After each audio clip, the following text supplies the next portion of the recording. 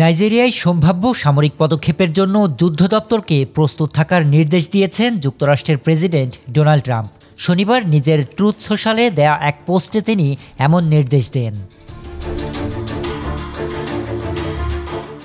নাইজেরিয়ার খ্রিস্টানদের বিরুদ্ধে গণহত্যার অভিযোগ তুলে ট্রাম্প জানান, যুক্তরাষ্ট্র অবিলম্বে নাইজেরিয়াকে সব ধরনের সহযোগিতা বন্ধ করবে।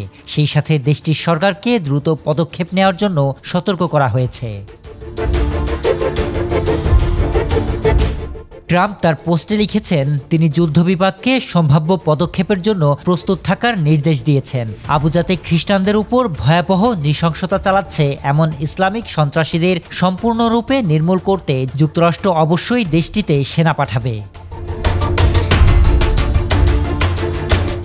ট্রাম্প নাইজেরিয়া সরকারের প্রতি হুঁশিয়ারি দিয়ে বলেন, এখনই খ্রিস্টানদের সুরক্ষায় পদক্ষেপ নিন, না হলে আমাদের অভিযান হবে ভয়াবহ নিষ্ঠুর। ট্রাম্পের এমন মন্তব্যের স্ক্রিনশট সহ মার্কিন যুদ্ধমন্ত্রী পিট হেগসেট সোশ্যাল মিডিয়ায় পোস্টে বলেন, হ্যাঁ স্যার, হয় নাইজেরিয়ান সরকার খ্রিস্টানদের রক্ষা করবে অথবা আমরা এই ভয়াবহ নৃশংসতা ঘটিয়ে থাকা ইসলামিক সন্ত্রাসীদের হত্যা করব।